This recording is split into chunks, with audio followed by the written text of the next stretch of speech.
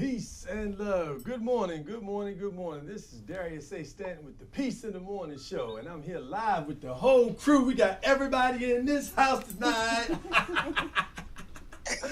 Yes, indeed. We have everybody in the studio this morning. We've got our whole team, the Peace in the Morning team. Lady Karan. Good morning. The Incomparable. And our main man, the man, Daryl Barnes. Delegate Daryl Barnes, good morning to you, brother. Good morning, good morning, good morning.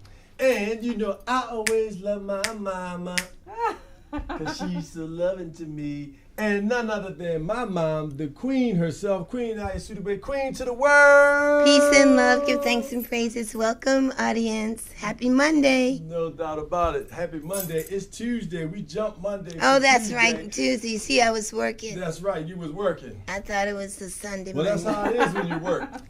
You know, we put in work as a show, as a crew, as a team. We definitely put the work in. And we are working again this morning and grateful that we had the opportunity to be right here on the Peace in the Morning Show. Now, just so you know, as I mentioned before, we are able to have a phenomenal group, a phenomenal team in the studio with us today that really epitomizes world class from an international level. And I say world class from an international level because we have folks who travel all over the world, all over the country, all over the state, and it's real. It's real. You know, and right here in our local home where we are hosted at www.elifemedia.net, and our engineer, station manager, Roland Bubba Grimes. You know, so we're really excited about the fact that we've got our whole team here launching off, kicking. This is going into our third week of the Peace in the Morning Show. Daily.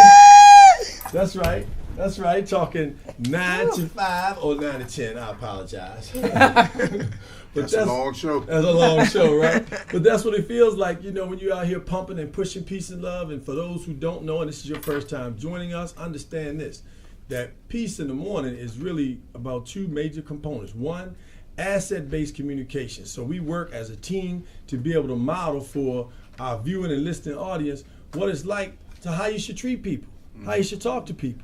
How we focus on solutions versus deficits. You don't spend 15, 20, 25, 30, 35, 40, 45, 50. Did I take y'all back to hide and seek? You did. We don't spend all that time on Trump, the president, and all what's going on in the world.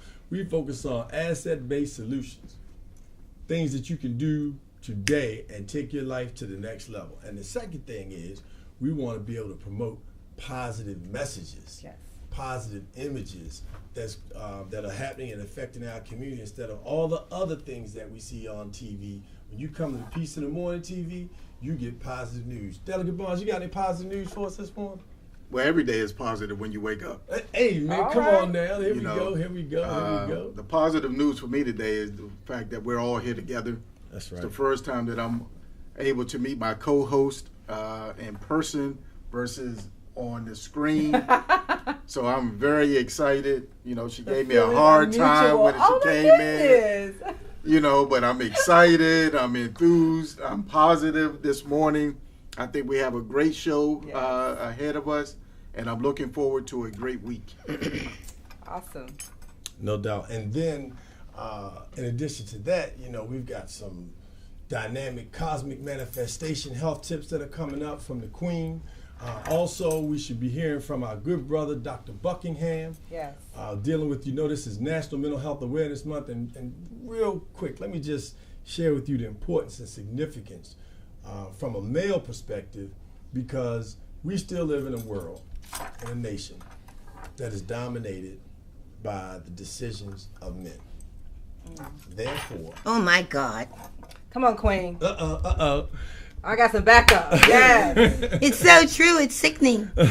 Therefore, we want to change that dynamic. That's We're right. changing it right Therefore, now. we want to impress upon you. See, here we have 2 men, 2 ladies. That's right. Here we want to impress upon our folks the importance of shifting that power base and sharing that power base, but more importantly, being conscious of how we treat people. Yes. And that's really the crux of it. And during National Mental Health Awareness Month, we want to make sure that people understand the value of men for domestic peace.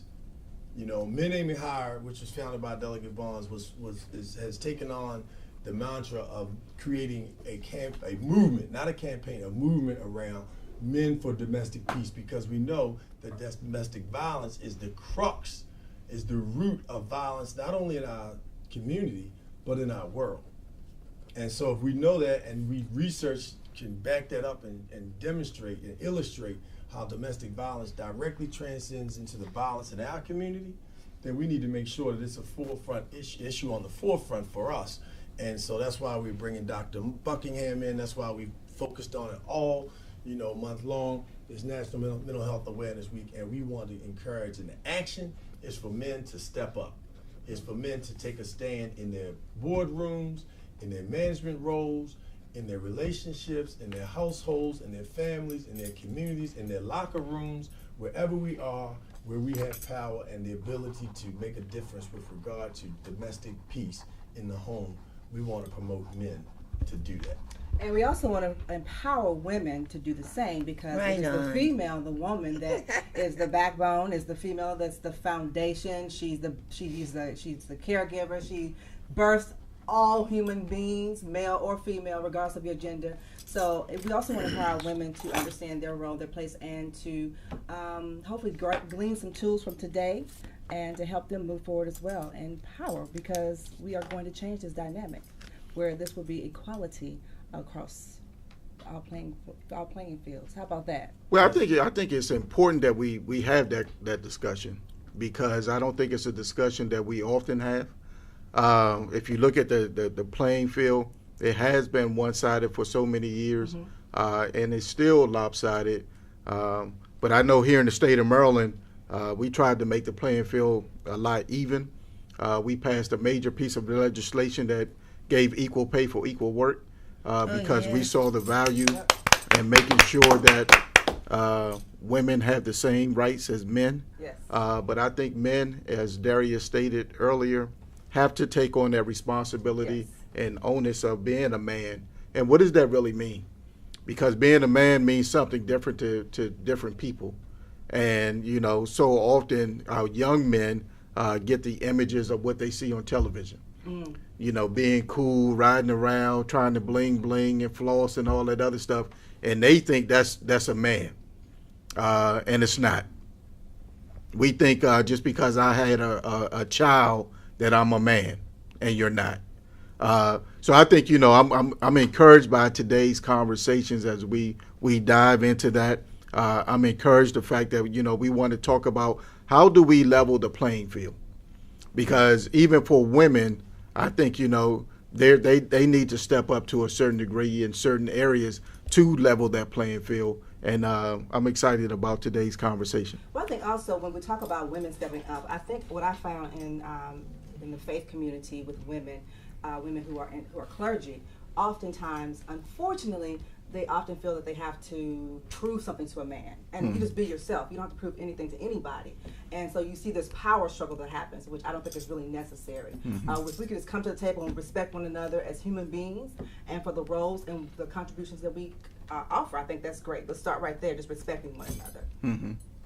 I would just want to pitch in and say also, for women who are single mothers raising boys to become men, is another reason why more men should include us on the table and in the workforce, because we have so much to offer, because we've been right there on the front line making boys to men. And I'm a good example of that.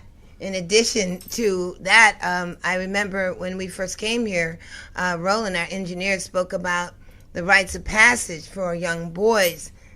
When there's no man in the home, a woman should have a good friend, a good male friend, during that period of time where he can actually teach the child how to go to the bathroom versus sitting on the toilet like the mother. And I think that mentality spreads as we go, like sucking the baby bottle from the nipple to standing up on your own. Men are still drinking milk. We're the only species of animal in this kingdom that still drinks milk after breast milk, which says a lot about us. That's why we got to go to the crib. Frances Cress Welsing wrote in her book, I got to go to the crib. There are a lot of things that make a woman powerful. And men don't realize our power because we're always put down or put on the side. So I really agree with Delegate Barnes in this conversation this morning, beautiful sister Lady Caroline and Darius, that yes, we are important. We play an extremely valuable role in the lives of our children and our communities today, and we should be a part of that leadership ability at the table, forefront. Well, you mentioned a very interesting topic, the fact that you have women who are raised by sons who are raised by their mothers, but then grow up to disrespect women. The dynamic there. And so I'm a Generally firm believer- speaking. Generally speaking, thank you very much. Thank you very much. That's right. I love the Asset-based love. critical thinking. Generally speaking, we've got to be able to speak in terms that do not exclude or conclusively or exclusively. I think that comes from modeling. The respect that men will have for women is based on how they see people respect their mothers. Or and not. the women or not. Exactly. Because how is it that you come out of a household where you respect your mother or you see your mother in such a loving, caring, nurturing, educating role, and then you get outside of that space, because that also shows that the environment also has an impact on how people are modeled. Right? Well, I think you made a very good point. And I know this is pizza in the morning, but you touched on a very important subject. Most of these young men are living in a single parent household, right? In today's environment anyway. They're living in a single parent household. They're already dealing with social and economic despair. And the reason why most of these men or young men don't respect a woman is because they're raised by their mother, and their mother has to play a role of being a father. And when you play that role of being a father, then you're a little bit tougher on that boy than you would ordinarily be in that loving environment. Right. So the respect for saying, this is my mom and I love her, is a little bit different now, because the mom is more of the disciplinary one, more of the enforcer, Right. more of the one that I'm not tolerating this. Right. So that which is the true love, but now it's seen in a different manner of being more of a disciplinary one. And then lastly, you have to also look at the environment in which some of these kids are coming from. When the mother is working 2 and 3 jobs, and either on drugs or an addict of some sort. So it's hard to say that I respect this woman who is still rearing me and bringing me up. But once again, it's the environment in which they live in to that respect level sometimes diminishes. And it's funny you say that, Delegate Barnes, because I was a single mother. And I love the fact you use this word, because I use it. And I gave my son tough love. But one, I think I did it because I demanded his respect always, because I never want him to think because he was a boy or he was a male that he could buck up at me, he could say Right. to me. Absolutely not. I would break you down. So I want him to always wanted him to understand the importance of respecting me as a mother and respecting me as a woman. Period. Right. And to this very day, he has grown up, and he is that young man that he respects females. Not like I'm still waiting on my girlfriend-in-law. I don't think I'm ever get a daughter-in-law, but girlfriend-in-law. You gotta get one, son. That's a new title. I heard that. Girlfriend-in-law. Right. But yes, you're right, and we have to. But again, I think I said on another show how it was important to really have that male figure in his life, which we as women don't really honor that space as what a man brings to that young man that we cannot give a young man, and it's very important. And Queen, you said something. I'm sitting here thinking like, who taught my son how to stand up? I don't remember that phase in his life, because that was like little things like that. I don't Yeah. remember, I don't Go remember. ahead. So, Queen, I know you have a comment, and we're going to come to it. But as soon as you make this 60-second or less comment, we're going to transition and bring our first music interjection into the conversation.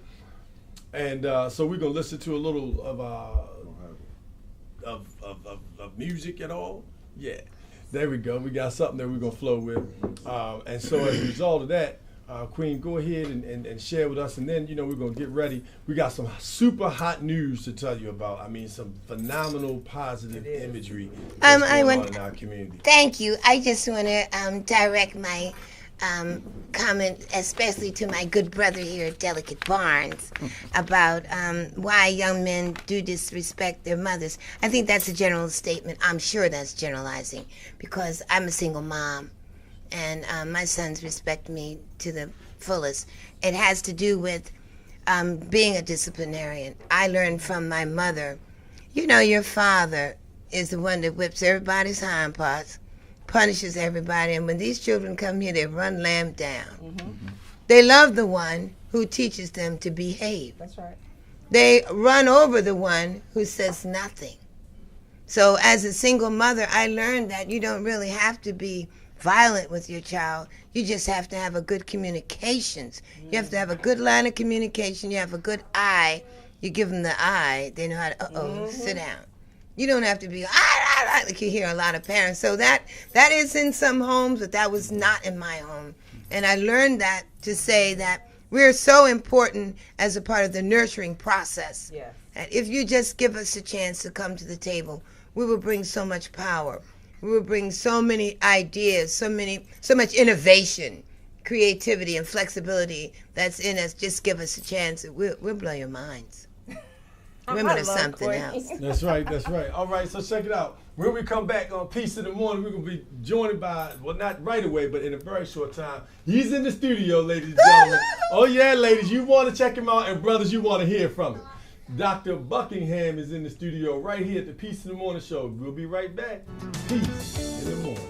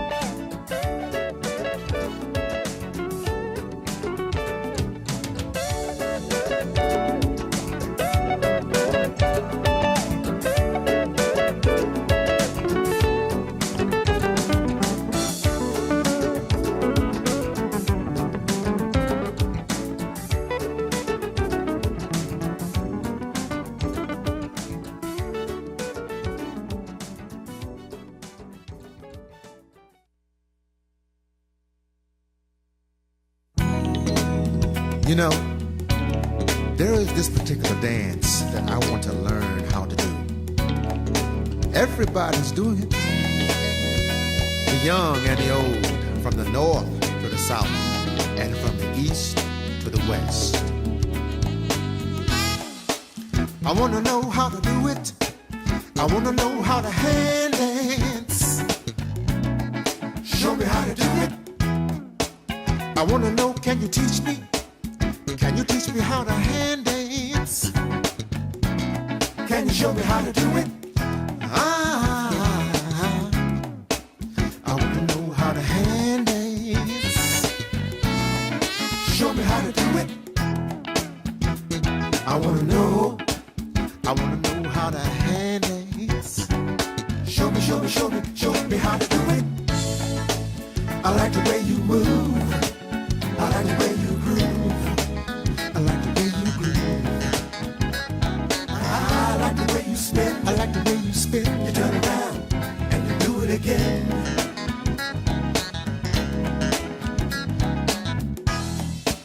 I want to know, can you teach me? Can you teach me how to hand dance? I want to know how to do it. I want to know how to hand dance. I want to give it a try. I like the way you move. I like the way you move. I like the way you move. I like the way you hand dance. Show me how to do it.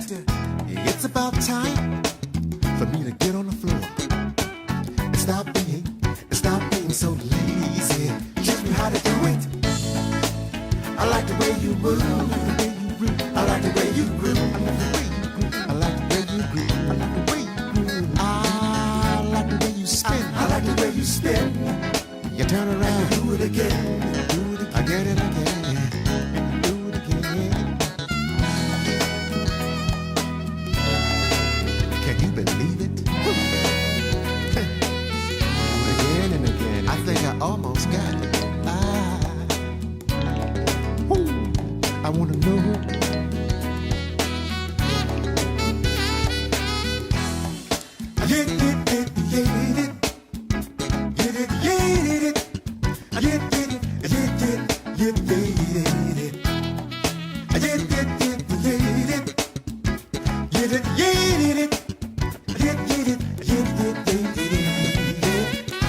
All over the world, everybody talking about it.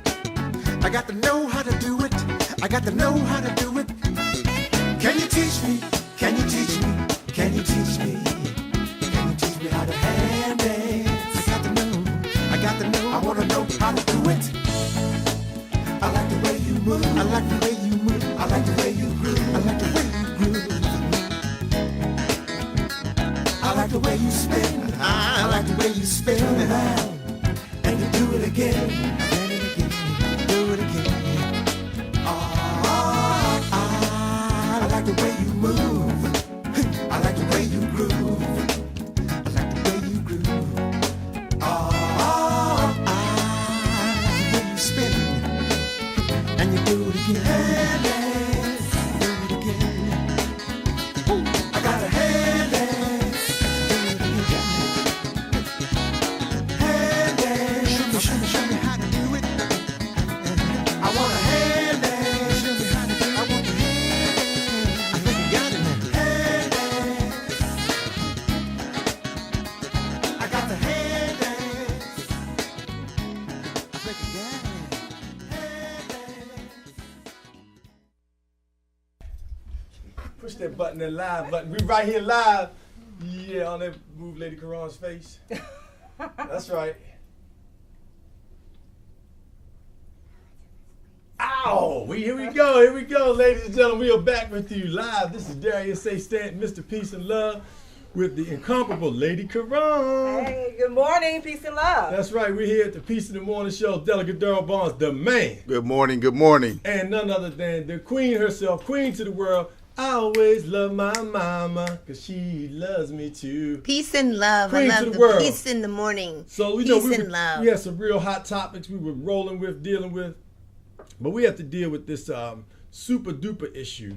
Super duper. Love That's it. right, super duper issue, because we push positive news here on Peace in the Morning. So if you're looking for all of that other, look here for goodness, because that's what we're bringing you. And we want to bring you some goodness this morning about a sister who became the first valedictorian at the University of Maryland Dental College, which is University of Maryland's dental school, which is the oldest dental school in the country, and she was the very first African-American female valedictorian. That's awesome. Just this past week, she just celebrated that, was placed with that honor.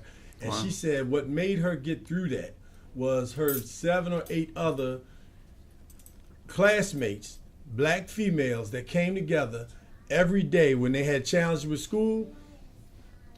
They worked it out. When they had challenges outside of school, they propped each other up. Whatever what they it's needed about. to do, they helped each other get through to make it. And she celebrated, she's no longer a hidden figure. She celebrated, being the #1 student at the #1 dental school, or the oldest dental school in the country. Right. They didn't even have an African American graduate from there, I believe, until the late 70s or 80s. And the school is over 100 years old. Wow. So we want to really give a big shout out. Check out this, story. It's a great story for you to share with your family, and just encourage people, to really want to get to that next level, because you're talking about someone who dedicated themselves and put themselves all the way through and made it on the backs of supporting each other. And a shout out to Miss Poole, who talked about starting her own practice one day soon. So best wishes to you. Peace and love in the morning. That's right. And should we say Dr. Poole? Dr. Poole. Dr. Poole. Absolutely. I Dr. apologize. Poole. No, you fine. That's right. We give She earned that, though. She earned that, right? That's right, Dr. Poole. And the other thing I love about it, and I want to speak this into existence, it's real, where sisters, black, white, Latino, grow up in elementary school for whatever reason, not liking each other, just not speaking to each other based on this, based on how they look, based on, I don't like her, no reason at all, but Preach, just Darius, up front, yes. right? Now that's a show in itself. So Yes. what I wanted to acknowledge though was the fact that these sisters bonded together. Right. They could have took the other route, but they bonded together. And Delegate Barnes, we probably should do something specific for that sister, just to acknowledge her. Matter of fact, we're working to get her on the show. So Wonderful. Yeah, I think we definitely should try to get her on the show. And to me, these are the types of success stories that we do not often hear about. that's right. Absolutely. These are the things that, this young lady has gone through, I'm sure, adversity to become the first black valedictorian. I'm sure she has some struggles. I'm sure she has some trauma. And it's how we overcome those things that makes us great. That's right. So I believe that her future is bright. I believe she has a story to tell. I believe that the other sisters around her that uplifted her to help propel her to become that first also deserves a story. Because, if it wasn't for that support group, There you she go. would not be where she is. There you go. So I think, we all have on the merits of hard work, dedication, and commitment. But if you don't have that support group, whether it comes from home, your friends, your colleagues at work, or whatever, then it is very hard to move to that next level. That's right. There's another story that I'm touched by. Also happens to come out of Baltimore City, which is where the dental school is. But there's a school there, Gwynn Falls Elementary School, that recently was awarded, I believe Target was the company that supported them and funded it. They actually built the first outdoor classroom where children are able to now learn science, technology, math, and farming, environmental science, and really get their hands dirty, play in it. But that's their classroom. Literally outside, outdoors, they get a chance to learn. And what a beautiful thing for our children in a city, in an urban setting. Baltimore has tons of, grassy areas and parks and things of that nature, but there's also, for some children, a lot of concrete. And for those children to be able to have that experience, hats off to Target, for supporting and funding it. But, I think it's an excellent model for us to look to replicate throughout the state and the country to have outdoor classrooms for our children. Absolutely. I think, Baltimore is on the cutting edge. Mm-hmm. We passed some legislation that gives them, which is called community schools, which the funding comes from private partnership, private-public partnerships. Mm-hmm. And they are one of the first to embark on this community schools. But more important to the Gwynn Falls Elementary Schools, this program, which essentially started with $130,000, and it serviced Title I schools. More than 500 students will be able to participate in just what you were just talking about, Darius, and learning to improve in science and math and literacy, but more important, gardening, Right. which I think, will be part of our discussion later, on gardening and eating fresh fruits and vegetables and the things that the Queen has been talking about for the last 3 weeks. Excellent, excellent. Well, I tell you, you can see the growth of the show and the team because it's now time to transition to our cosmic manifestation and health tips by none other than Queen Ayasudabe. And then we're going to take a break for some music, and when we come back, we're going to hear from none other than the voice of Dr. Buckingham. So ladies and gentlemen, hold on to your seats, get ready for Queen, and then listen out for the man himself, Dr. Buckingham. Oh, great. Thank you so much. I just want to encourage people to sexercise. Exercises for Oh, love. she said sexercising. for love. Exercises for love. What does that mean? Let's go back to the sexercise. Sexercising is exercising for love, making yourself look and feel good about yourself, that you're not just attractive physically, but you're attractive morally, spiritually, mechanically, economically. But most of all, your physical and mental and spiritual body are in fusion, which means all working together in one. My topic today is about fluoride. Many people are telling you, doctors and specifically many doctors, especially in the dental field. We're talking about a young girl just graduated where they're doctoring from the oldest dental school in the world, 160 years old. Is the University of Maryland Dental School. It's the oldest in the whole world, not just in the U.S. And Tara Poole, we want to support you and pray that you talk to people about fluoride, because they tell you need fluoride to stop you from having decay, stop you from having cavities and what have you. But I want you to know that I have a book that I'm going to tell you about, written by doctors, that show you fluoride is poison. I say that again. Fluoride is poison. If you're using any type of toothpaste, mouthwash, or dental floss that has fluoride in it, stop using it immediately. It only takes 1/10 of an ounce of fluoride to kill a person.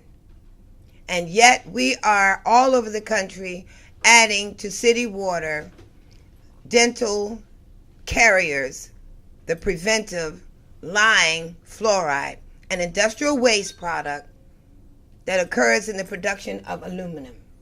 Well, let me ask you a quick question then, because I'm kind of lost now, and I know we say we can trust and not trust our government, but if they've already approved fluoride from the USA standards, why are we putting that into our water? You ask if they've already approved it, why are we putting it in our water? You mean, that question like there. They approved it because it makes money. You have to accept the fact that a lot of things that are being approved are detrimental to our health, generally speaking. I like saying that now, asset-based information. Because fluoride is poison. Aluminum has already been found to cause Alzheimer's. Aluminum cans, aluminum cookware. So, drinking out of soda cans, canned soup, that's what elderly people have in a nursing home. They lose their minds, they lose their ability to connect mentally. The neurological center changes. They become off balance. All of that has to do with fluoride intake. So that's why I push ionized alkaline water and the Enagic Kagan water machine, because it is alkaline, it is ionized, and it has microclustered cells that are with titanium plates that are medicated, certified by over 600 doctors across the globe. Why am I saying this? Because I want parents to go in your medicine cabinet or in your bathroom when you're going shopping, pay attention, read every toothpaste. If it has fluoride, don't buy it. So where can they do the research? Where can they get the support to understand the significance and the detriment of fluoride? Give us some of the sources that people can check. I'm going to give you thank you, Darius. I'm going to give you a source right now. How to fight cancer and win, because fluoride and cancer are deeply connected, as if they were married. Isn't that something? It's deadly. Isn't that something? So carry on with the research. So the scientific guidelines and documented facts for the successful treatment and prevention of cancer and other related health problems by William L. Fisher, forwarded by Dr. Leslie H. Salov, S-A-L-O-V, William L. Fisher. I don't know if you can see it on the screen. And here's the book right here. Wait, I have a question. So if we're not supposed to use fluoride because what it does to the body. I'm real big on teeth, and there's nothing worse than someone who, I'm just going to leave it there. So how do we take You have care some of our nice teeth too. Thank you. She does have a lovely Thank you. smile. Well, you can get my product that I'm getting ready to patent called Young in 30 Seconds, because that's what I use on my teeth. Wow. Also, baking soda, and there are natural vegan toothpaste that are on the market. I won't advertise them right now, but they're at the health food store. They're at Mom's Organic Market. They're at Glut. They're at Sun and Earth. They're at just nationwide. Just go look at nationwide. your health food stores. Right. and- Thank Because you. we don't want you to have rotten teeth. Sorry. Right. So definitely baking soda is That's one. But there's also charcoal. In the islands, people burn pitch pine wood, and take the charcoal, and they brush their teeth. And they have the whitest teeth. You go to Jamaica, in the hills, you've never seen teeth like that. They don't go to the dentist. And So they have we- very white teeth. It also helps you protect the gums. So we definitely want to make sure that Very. our families understand the significance of fluoride and understand the significance of what you can do in place of. so that you create first and foremost a system in your own household where you're getting water that is not treated by fluoride, and secondly, that you make sure that the products that you use, that you put into your body, that you put underneath your arm, the things that we use all the time that do have research shows, has links to cancer. Do your research. That's what we always tell you. Listen to us here, and then go do your research, and because that's really what's going to get you to the next level. As we make this transition and shift to our good brother, he's going to take my seat because he's the man of the hour, Dr. Buckingham. So we're really excited about having him on the show this morning. And when we come back, the very next voice that you'll hear from will be none other than Dr. Buckingham. Doom, doom, doom, doom, doom, doom, doom. Stay with us, Facebook Live. Doom, doom.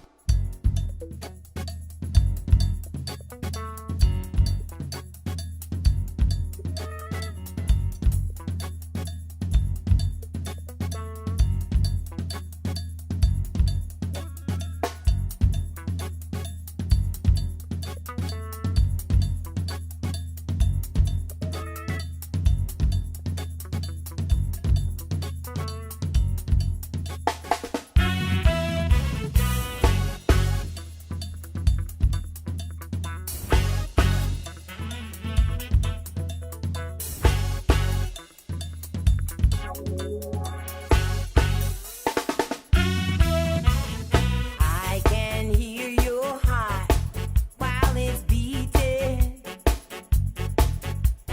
just like the rhythm of the drum. It keeps repeating. The energy is so very high, it's got me screaming. Now I'm waiting for your lights to get me beaming.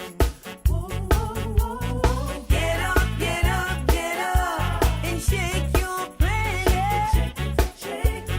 Ooh, you got me jumping so high, I can't stand it. Something's happening, something spiritually high is happening. Something's happening, something spiritually high is happening. And I keep coming here for more. Watch me change the atmosphere. I keep coming here for more. Watch me bring some stars in here. I keep coming here for more. Watch me make it hot, my dear. I keep coming here for more. More and more and more and more and more. Now I'm all excited, feel like I wanna fuse it. Nothing mixing me up, I'm crazy loving your music. I'm already loving you, I just met you a few days or so. Now you're telling me I don't know where you're getting ready to go. I could hardly get those words out of my mouth. Ooh, when I heard you say real soft, you're moving down south. Something's happening, something spiritually high is happening. Something's happening, something spiritually. You're showing you. Good morning. Welcome back to Peace in the Morning Show. That was Queen's Cosmic Manifestations. Queen, you want to tell us a little bit about that song before we transition into mental health? Oh yeah, that song is Cosmic Manifestation. Is called Something Spiritually High is Happening. That's what's happening right here in the Peace and Love Show. Welcome. Something Spiritually High is Happening. Recorded in Jamaica. Thank you. So we are excited to have a guest here with us today, Dr. Dwayne Buckingham. I met him back in February at the Black History Month that was hosted by VIP concierge Larry White. Shout out to you, Larry. He's here with us today. He does amazing work. Dwayne does amazing work in the community around youth, around mental health, around males, around relationships. I mean, he just has so much going on. So I'm just going to like transition it before we take questions from the radio audience and the listening audience. Before we take those questions, I'm just going to transition it to you, Dr. Buckingham, to tell us a little bit about yourself and how you got started in mental health. Well, thanks for having me. I truly appreciate it. It's a blessing to be here. So a little bit about myself. I'm a licensed clinical psychotherapist. I've been in the field now for about 19 years. Most of my training has been in the military environment, where I've lived in Germany and Italy and Florence and Turkey, all these different places. And so that's kind of like my professional trail in terms of my credentials as a mental health provider. I'm a doctor, as obviously. But in terms of personally what directed me or pushed me towards this field was more of growing up in a single parent household. I'm the second youngest of 8 children. Wow. My mom, we lived in the ghetto in what we call the cold water flats, where there was no hot water and a lot of crime. And I remember at the age of 5 seeing a dead body walking home from school because a gentleman had been shot up with a drug deal gone bad. And this was at the early age of 5. So with all of that trauma, per se, in my mind, in my life around me, I had this young desire, curious need to want to figure out what makes people act the way that they do. And so that's what led me to mental health, because I understood at an early age is that the way that we think influences the way that we live. Absolutely. And so I saw a lot of violence and trauma around me. And so that took me on to this journey to say, hey, I want to figure this thing out. So that's what led to mental health. Wow, that is traumatic a little bit. And I'm just sort of curious, at 5 years old, how did you push past seeing a dead body? And that's a great question, because you don't. Because one of the things as we talk about mental health, I do believe a large percentage of African Americans suffer from post-traumatic stress disorder.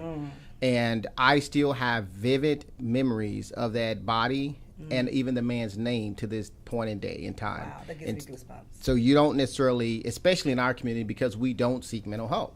So how do I push through it? I didn't, because there's no one to talk about it. It was so commonplace. You just keep moving. So before we transition, I want to say this, because you just said a good point. We don't really talk about mental health. So to our listening audience, the predominantly African American community, what can you say to them that empowers them to where they want to embrace or even talk about or even get help to go seek out therapy to deal with mental health issues? Because something as simple as depression, we take for granted that we want to say, oh, God, deliver us, or we just need to pray about it. No, we need to go talk to somebody. So what can you give the audience to encourage them to really seek help? Right. So you're a reflection of what you think. And so if your lifestyle has not changed and you continuously do the same things over and over, refer to that as insanity, right? You're doing the same thing over and over, you expect different results. And I think the problem in our community is that we do turn to the church. We turn to the church as our mental health resource. But there is a difference between theology and psychology. All right. And so I believe that a lot of us have known throughout our history, we go to the church. However, as I talk to some of the pastors, they're trained to do theology, and psychology is conditioning of the mind. And so when you go to church, and with no offense to our pastors who do a lot for our communities, but I often ask pastors, I say, so we've been going to church, we've been in church for 400 plus years, just like with slavery, but what has changed in our community? Right. And so if not much has changed through that spiritual process, I think that we have to tap into what God gave us free will, which means how we interact on a day-to-day basis. And your lifestyle should actually be your indicator of you probably need some help. I mean, so if you're in the gutter mentally, physically, spiritually, financially, and things are not changing for you, you just need to do something different. And I would encourage many to seek mental health. So I appreciate that. And I just want to say to the clergy that may be listening or watching that I don't have your credentials, so I'm not licensed, but being a trained therapist, I just want to share that you're not a counselor. You don't offer counseling, you offer pastoral care. So I just want to say that, unless you're licensed or trained, licensed by your state. So real quick, when we're talking about you being 5 and you saw the dead body and how that traumatized you, can you speak to our youth and what it means and how they can, what tools you can give them or encourage them to get help? Because our youth see so much this day and time, from whether they're in school, whether they're in the communities, whether they're hanging out, whether they're at home. What can you give them, or what tools or advice can you give them to help them in this day-to-day life that they live, a whole nother generation? Well, one, I would ask them to be respectful towards their parents, but I also ask that their parents step up a notch, because we have a lot of conversations about what we need to do for our youth, but I often remind people youth do not raise themselves. And so I think Shouldn't we're raise still, themselves. they should not raise themselves. And I think we're still missing a piece of, I say a lot of people focus on youth, and I say, what about the adults that I actually deal with them? Because I usually do a lot of therapy with kids and with youth. And I would find that work sometimes discouraging because I give them tools as you're asking me to, only to send them back into an environment where they're not being reinforced. And so at what point do we have to say that if we're going to take the youth, we also have to take the parents? It's a package deal. And so when we're dealing with the youth, I would say that a lot of them are dealing with what I call internalized oppression. They're internalizing the very things that their parents and other people have experienced and gone through. And internalized oppression basically is just the psychological endorsement of negative views about yourself. And so those kids are just models. They're modeling what they see all around them. And so if we're going to help the youth, which I also started a non-for-profit called the Empathy and Resiliency Center, and the design Say that of one more time. What is it the called? Empathy and Resiliency Center. Okay. And where's that located? It's located, this is interesting. We know that mental health, we have problems with access to care, meaning we have a lot of mental health centers, clinics inside of center areas. So what I decided that people don't use those centers because of the stigma and because it's called mental health. So I changed the name, the Empathy and Resiliency Center, and I put them inside of churches, barbershops, and salons. Because the ideal is that if you increase access to services where people already go and they're comfortable, they'll utilize the services. Absolutely. So, And you made some real good points, and I tried to take notes. 'Cause, you talk, you're a real cool guy, but you talk a little fast. So Okay. I was trying to get it. And I just want to digress a little bit about you and your background. Yes. That I think our audience needs to fully understand, and we all have the stigma when you say mental health that is somewhat taboo. right. Right? It's a scary thought to say that I have to go see someone about mental health, or we have these discussions around the state centered around mental health, and you coming from a family of 8 and living in the inner city and dealing with some of the trauma that you had to deal with as a child. But most important, some of these young people that are living today are dealing with trauma every day and do not fully understand that that's part or contributed to the mental health aspect of who they are. So I have a couple of questions, especially as it relates to trauma, because I don't think people fully understand what the word means. Okay. And so if you can explain that one, that's one. And then two, I think you made a couple of very good points of, conditioning the mind. And what does that really mean? So if you can explain, how do we condition our mind, I think is real important as it relates to the trauma. So for me, I'm trying to connect the dots, right? Okay. And Great then, stuff. I think you used a saying that I think I'm going to steal from you. And that is reflections of what you think. So you're reflecting on what you think, you should or should not become, or your past, I think is real important. And then lastly, if you can touch on, you said parents need to step up, right? So step up to me may mean something different to someone else. So what is your interpretation of what is step up, right? Because, I hear that all the time. Parents need to do more and you need to do this, but we're not giving them the tools or the answer to what we're telling them that they need to do. So Okay. trauma, unpack trauma. What is trauma? Unpack trauma. So trauma basically is anything that psychologically impacts you in a negative way, which can include sexual abuse, which can include emotional abuse, physical abuse, the witnessing of any kind of violence. And so trauma pretty much is the ideal that it affects you to the point to where your functioning declines. It affects you to the point to where, as we talk about PTSD with a specific form of trauma, to where although the incident has occurred, it still lingers. And that's All right, what I so- mean by like 5. So let me back up. So you said that, your functioning declines. Correct. What are we talking about? Sexual functioning? We're talking about our behavioral function. We're talking about everyday living. I mean, be a little bit more All of specific. those things. All of those things. So your sexual functioning, your behavior functioning, your ability to concentrate, to make decisions, your ability to, sometimes even take care of yourself. And so trauma it can also lead to, I think one of the other things we talk about, depression. So specifically when you're talking about depression related to trauma, sleep problems, eating problems, concentration problems, interaction problems with your significant others and family members. So it can be an array range of a lot of different things that affect you when you're experiencing trauma. And I think that the Queen has been touching on that for the last couple of weeks within mental health and trauma itself, and the things that we eat, the things that we put into our bodies, how we perform sexually, the microorganisms and various things, the water and everything else, all has a touch of dealing with trauma, right? So, for me, it's real important, especially here in Prince George's County, Maryland. Yeah. And you mentioned that your background was dealing first with the military folks. Here in Prince George's County, we have the highest population of veterans. Yes. We have 70,000 veterans that live right here in Prince George's County, but 28,000 of them are homeless. Right? So when you talk about the PST and all those other things, and we don't have enough beds for mental health here in the county, so how do we curb that problem in itself, to bring some relief and passion to those folks, let alone what just happened to Richard Collins, who just got killed, so that's another form of trauma in itself in our community, in which black folks primarily deal with on a day-to-day basis. Yes. So those are the things that I think are concerning to me, as well as our audience that are listening right now. Yes. So I think Lady Karan said it best.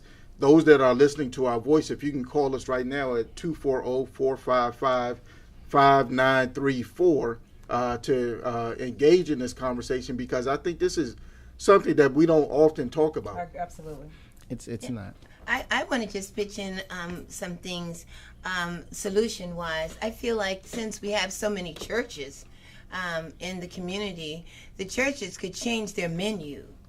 When they have events, instead of giving all the food that's fattening and toxic and acid producing, the fat meat, the fat back, the greens with all the pork and chicken, they could come to a more vegan style menu, because vitamin C, A, and E are definitely foods that help to prevent cancer. They're also foods that present better cells in the body that help the oxygen to flow freer to the heart, the lungs, and the brain. Neurologically speaking, mental health is a neurological disorder. Am I right?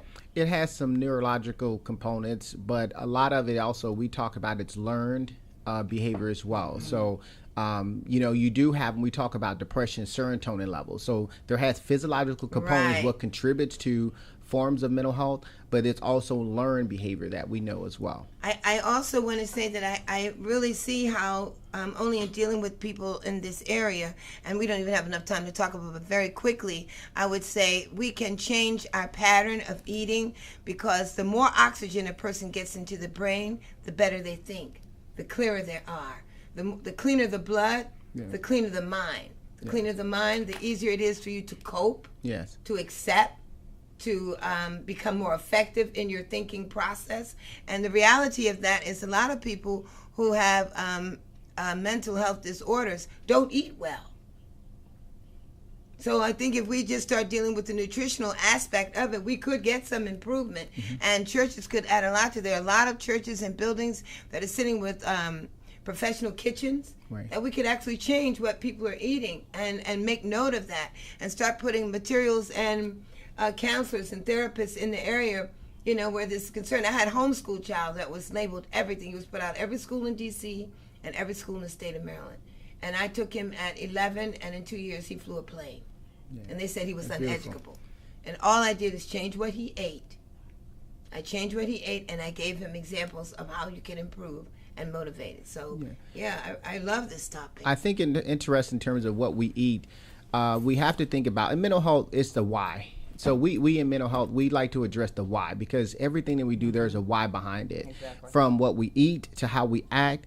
And that why, when you think about what we eat, is also tied to economics. And so it's a mental component that says, why do we eat the kinds of foods that we eat? Because we also know that some of the worst kinds of foods that we eat is tied to the things that we can afford. Absolutely. And so when you address mental health, I address mental health from a psychological standpoint, looking at the why we do what we do, whether it be how we spend our money, what we put inside of our body, to how we behave. So By divine design.